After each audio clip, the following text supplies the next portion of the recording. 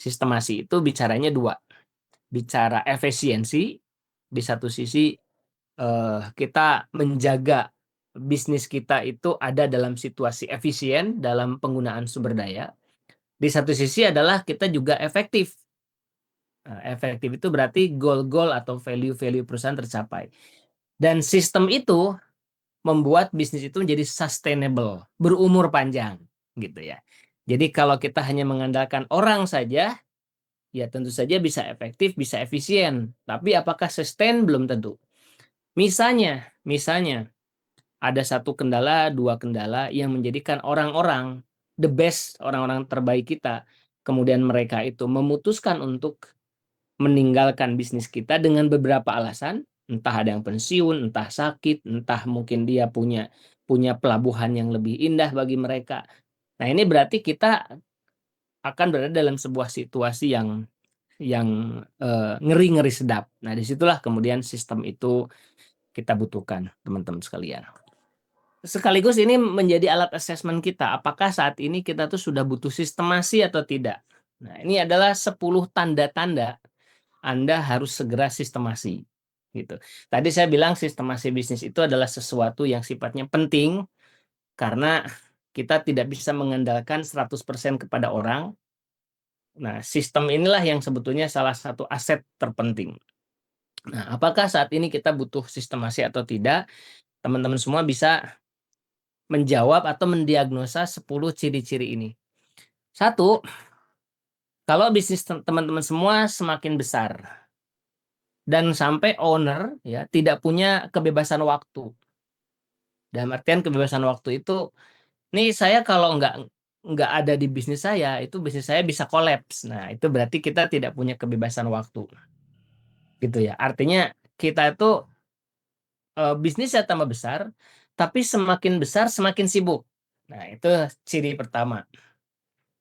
Nah, kemudian yang kedua, pemimpin masih harus turun tangan menyelesaikan masalah teknis. Pemimpin itu bisa owner ataupun bisa orang yang diarahkan, diposisikan oleh kita sebagai seorang manajer ya. Pemimpin masih harus turun tangan untuk menyelesaikan masalah teknis. Nah, masalah teknis itu misalkan apa? Terlibat dalam urusan produksi, terlibat dalam urusan urusan sales, terlibat dalam urusan apa namanya penerimaan dan pembayaran, misalnya katakanlah, gitu ya. Nah, ini berarti masih harus terlibat turun tangan untuk menyelesaikan masalah. Maka ini adalah ciri kedua bahwa teman-teman semua itu butuh sistemasi.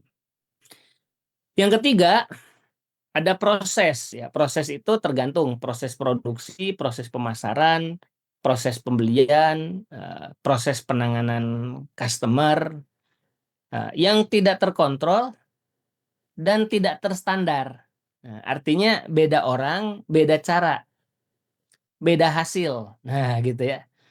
Kok misalnya kalau saya bikin martabak, versi dia manisnya tuh manis banget, yang ini tuh kok ada pahit-pahitnya gitu.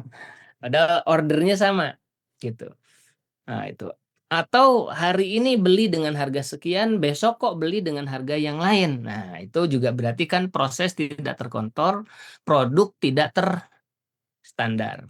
Ini ciri yang ketiga nih, teman sekalian. Jadi kalau teman-teman semua mendapati ciri-ciri ini, sebetulnya Anda sudah mulai butuh sistemasi. Yang keempat, kinerja tim menurun. Ya, tambah orang itu tidak serta-merta menambah produktivitas. Kalau waktu satu orang bisa menghasilkan satu, tapi tiga orang cuma menghasilkan dua, berarti kan tidak lebih produktif. Jadi kinerja tim menurun, produktivitas juga tidak jelas. Kadang menghasilkan, kadang enggak, dan lain sebagainya. Ini juga salah satu ciri kalau kita itu butuh sistemasi. Yang kelima, biaya operasional tinggi semakin tidak terkendali. Jadi teman-teman semua kerasa kok bengkak sekali ya biaya-biaya operasional itu, termasuk biaya-biaya yang lain gitu. Nah, ini semakin tidak terkendali.